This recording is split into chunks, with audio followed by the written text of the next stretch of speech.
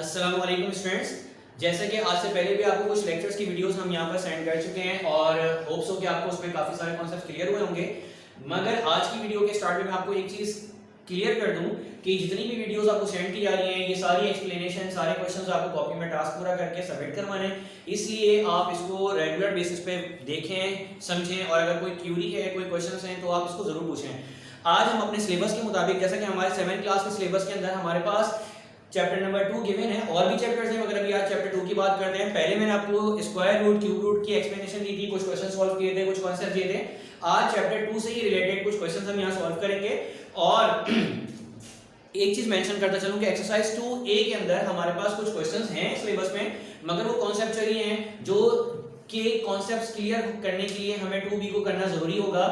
वो क्या चीज है एक्सरसाइज 2B के अंदर हमारे पास, जैसे exercise 2B question number 4, question number 4 ले लें, क्वेश्चन नंबर 5 ले लें, क्वेश्चन नंबर 6 ले लें। इन सब के अंदर एक चीज जो बेसिक होती है वो क्लियर करनी जरूरी है।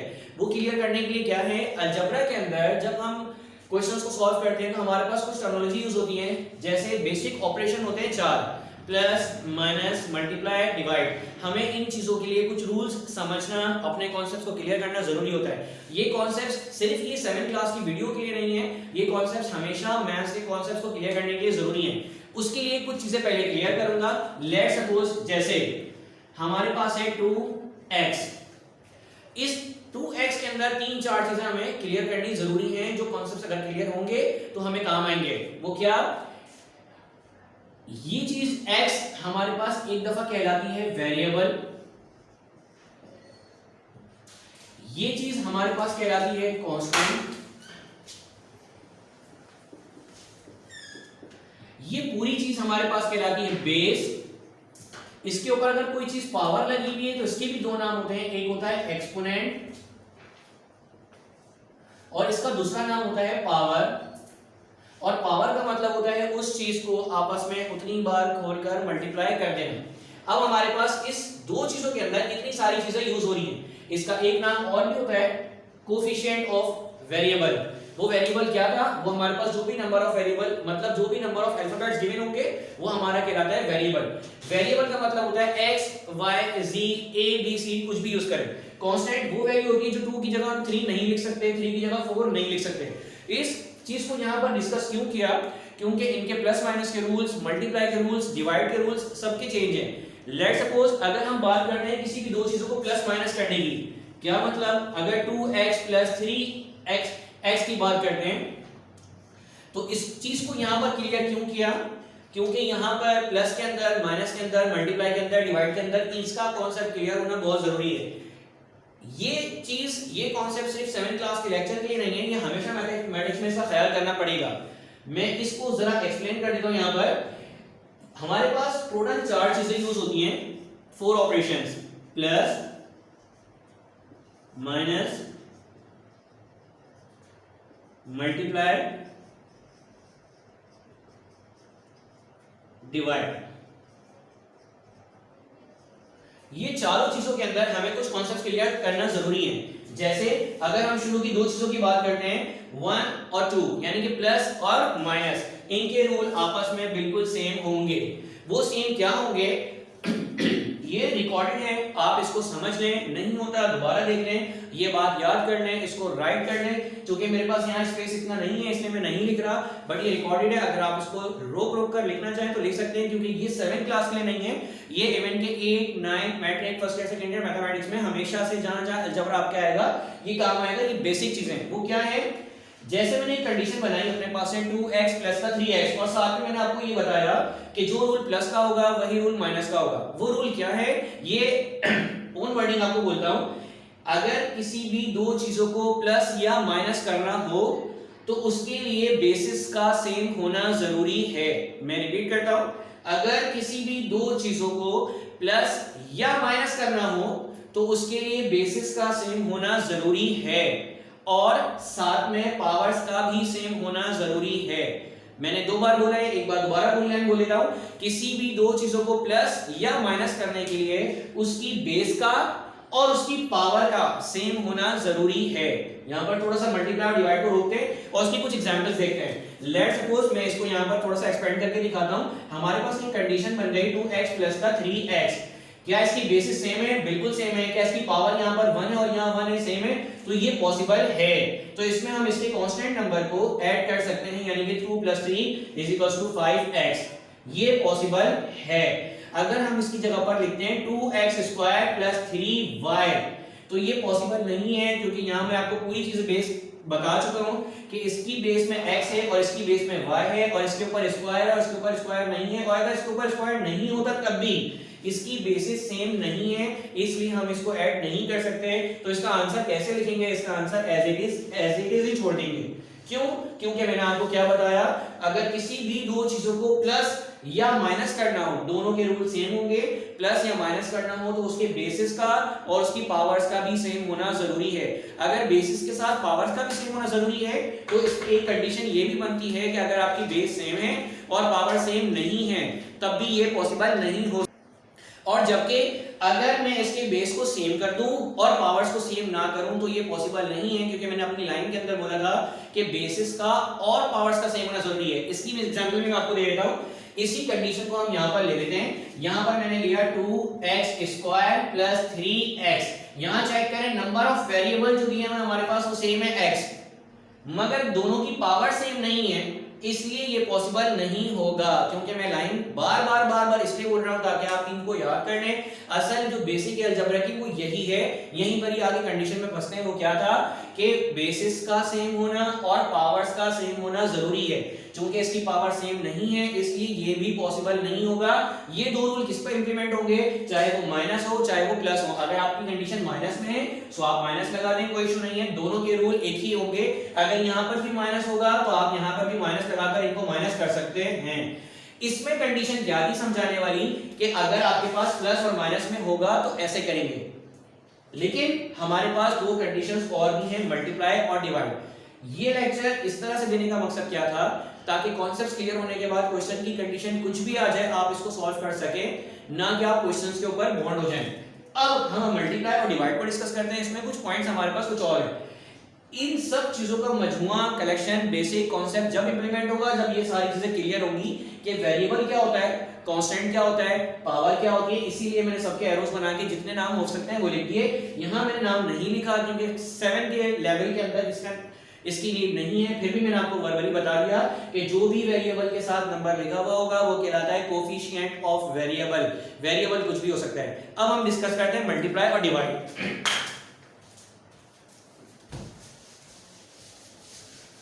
अगर हम बात करते हैं मल्टीप्लाई और डिवाइड की, हमने दो चीजें यहां पर डिस्कस कर ली थी, प्लस माइनस मैंने इसलिए मिटा दिया। अब हम बात करते हैं मल्टीप्लाई और डिवाइड की। चूंकि मल्टीप्लाई का रूल अलग है इसलिए इसको अलग लिखा, और डिवाइड का रूल अलग है इसलिए अलग लिखा। जैसे मैंने आपको एडिशन और सब्ट्रैक्शन के स्टेटमेंट बार बार रिपीट किए, वैसे मल्टीप्लाई का एक स्टेटमेंट है, वो भी आप याद कर लें या इसको लिख लें। वो क्या होगा? When the bases are same then powers are added. जब किसी भी दो चीजों की बेसिस सेम होंगी तो इनकी पावर्स को हम ऐड कर देंगे। इसमें बेसिस का सेम होना तो जरूरी है, बेसिस आर सेम इसीलिए कहा गया, मगर पावर्स का सेम होना जरूरी नहीं है। ये काउंट नहीं करता। क्यों? क्योंकि अगर मल्टीप्लाई हो रहा होगा तो इनकी पावर्स को हमने ऐड ही करना है, इसलिए पावर्स का सेम होना जरूरी नहीं है, लेकिन बेसिस का सेम होना जरूरी है। इसीलिए इसका एक प्रॉपर स्टेटमेंट है, मैं इसको भी दोबारा बार रिपीट कर देता हूं। When the bases are same then powers are added. ये मल्टीप्लिकेशन की स्टेटमेंट होगी। अगर आप इसको लिखना चाहें तो इस तरह पॉइंट बनाकर लिख सकते हैं, जैसे मैंने पहले वाले को बताया। मैं दोबारा रिपीट कर देता हूं ताकि आप एक जगह समझ कर लें। एडिशन और सब्ट्रैक्शन में किसी भी दो चीजों को ऐड या सब्ट्रैक्ट करने के लिए बेसिस का सेम होना और पावर्स का सेम होना जरूरी है। Number 1 point. नंबर 2 मल्टीप्लाई के लिए था when the bases are same then powers are added. जब इनकी बेसिस सेम होंगी तो हम इसकी पावर्स को ऐड कर देंगे। अब बेस में क्या चीज होती है? वो उसका वेरिएबल।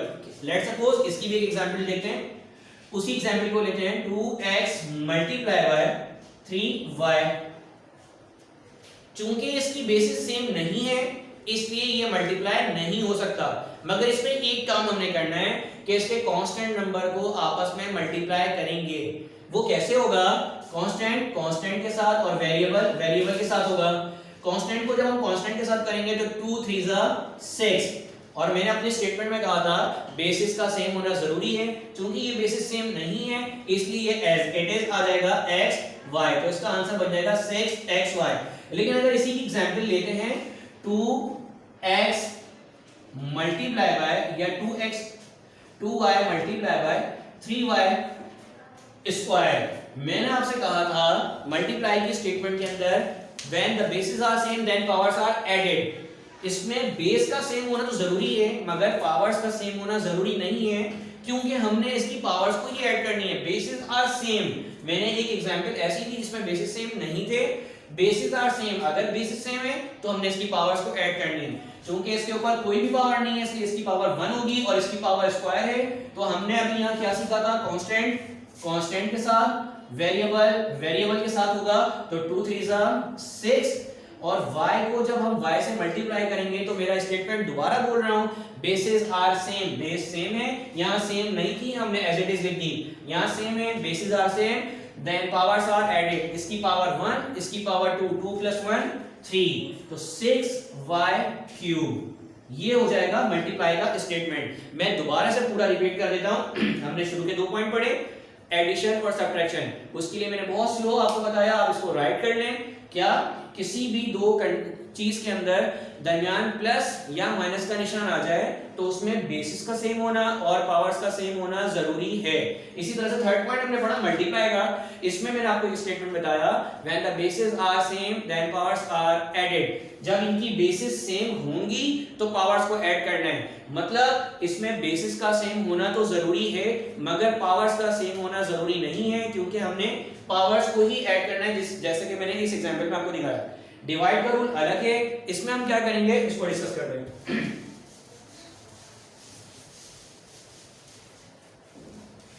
लास्ट बचा डिवाइड। जैसे कि आपने मल्टीप्लाई का पॉइंट याद किया when the bases are same then powers are added, इसी स्टेटमेंट को दोबारा से पढ़ लें, एक चीज चेंज करनी है। वो क्या? अगर डिवाइड का रूल है या हमारी कंडीशन के अंदर डिवाइड आ रहा है तो हमारा स्टेटमेंट हो जाएगा when the bases are same then powers are subtracted. यानी कि अगर कोई दो चीज आपस में डिवाइड हो रही हो तो उनकी पावर्स को हमने डिवाइड करना है।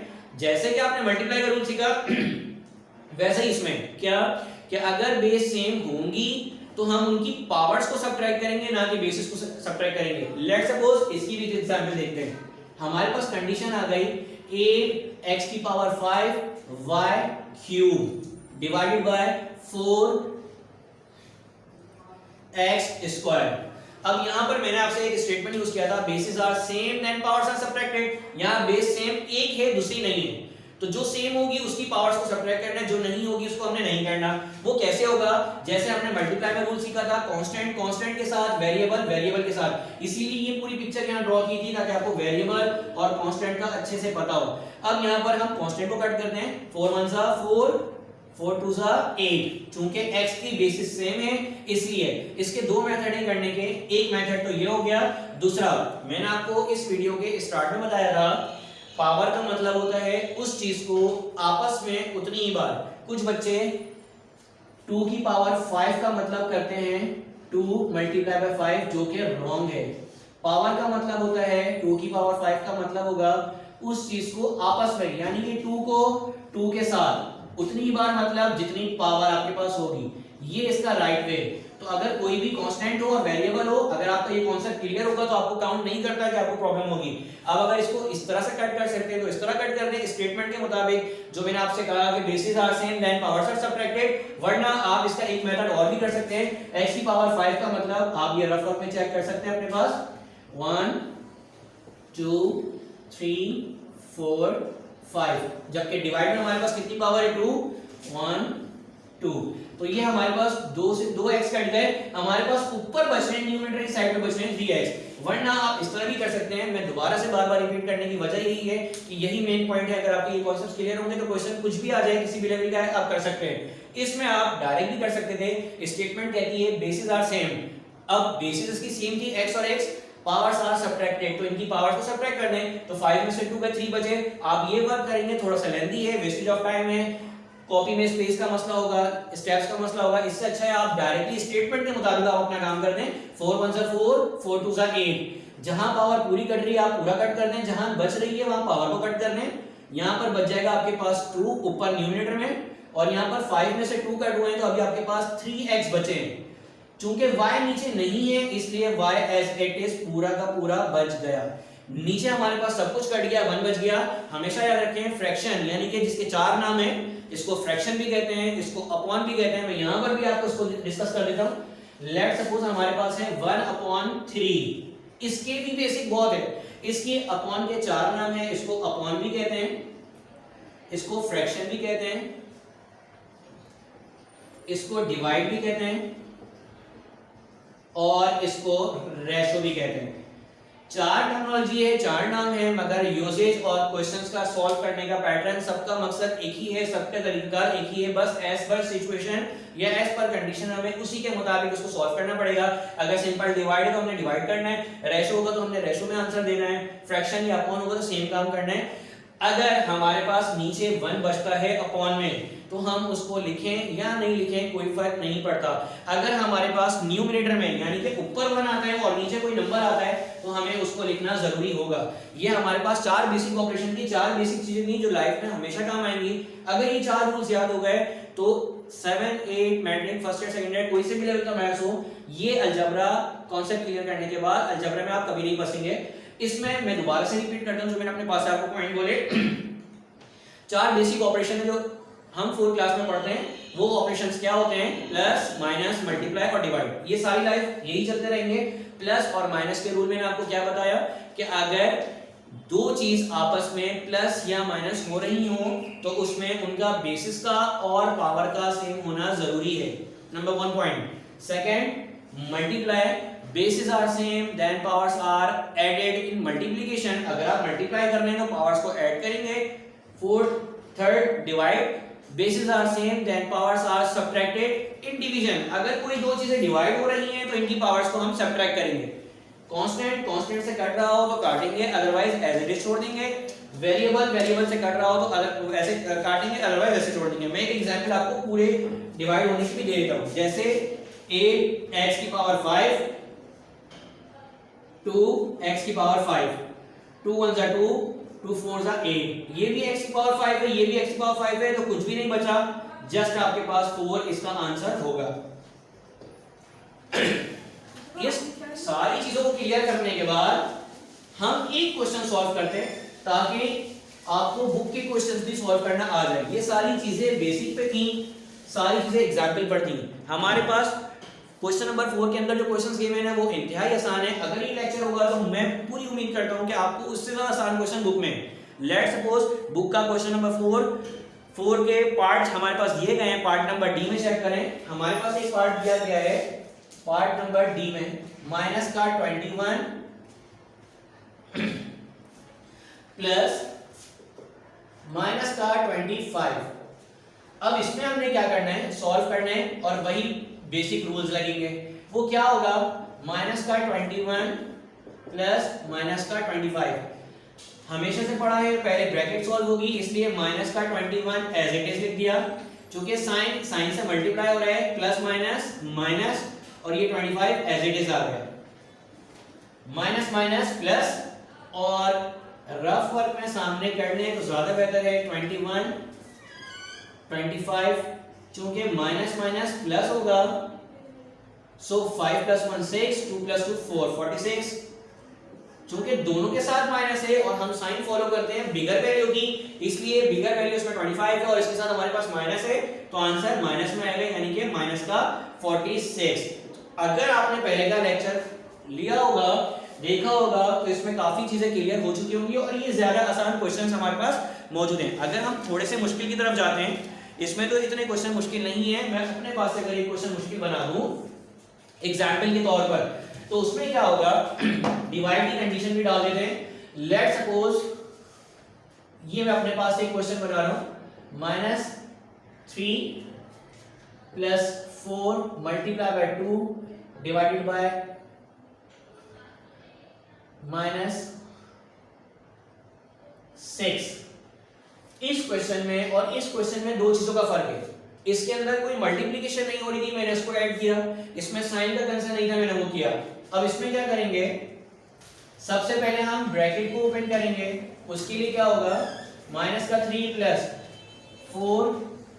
मैंने आपको जैसे वीडियो में बताया था शुरू में, किसी भी दो चीजों के दरमियान में कुछ नहीं होता तो हम आपस में उन दो चीजों को मल्टीप्लाई करते हैं। इस पूरी क्वेश्चन के अंदर 4 को अगर 2 से इसके बीच में कुछ नहीं है तो ये आपस में मल्टीप्लाई हो रहे हैं। तो हमने क्या करना है, माइनस का 3 प्लस 4 2 8 माइनस का 6, माइनस प्लस माइनस 8 में से 3 गए, 5 बच गए।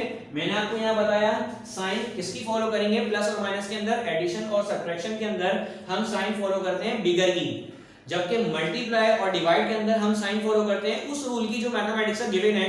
वो रूल क्या होता है वो भी मैं आपको यहाँ बता देता हूँ, जो आपने देखा भी होगा, plus plus plus, plus minus minus, minus minus plus और माइनस प्लस माइनस। ये आप कब यूज करेंगे, जब आप मल्टीप्लाई और डिवाइड कर रहे होंगे। लेकिन ये साइन बिगर की कब फॉलो करेंगे, जब आप एडिशन और सब्ट्रैक्शन करेंगे। मैंने क्वेश्चन के एग्जांपल्स के अंदर, बेसिक के अंदर भी चारों ऑपरेशन आपके सामने एक्सप्लेन किए और साइन की कैलकुलेशन में भी चारों ऑपरेशन आपके सामने क्लियर किए। वो क्या किए कि अगर आप प्लस माइनस करेंगे तो साइन बिगर की लेंगे, और अगर मल्टीप्लाई डिवाइड करेंगे तो बिगर को फॉलो नहीं करेंगे, फिर हम इस चार्ट को फॉलो करेंगे कि हमारे पास आ क्या रहा है। अब इस कंडीशन के मुताबिक माइनस प्लस माइनस था, 8 में से 3 गए, 5 बच गए, साइन बिगर के लेंगे, चूंकि 8 बड़ा है उसके साथ प्लस है तो हम प्लस लगाएंगे, जबकि पढ़ने में माइनस प्लस माइनस आ रहा है लेकिन माइनस नहीं लगाना।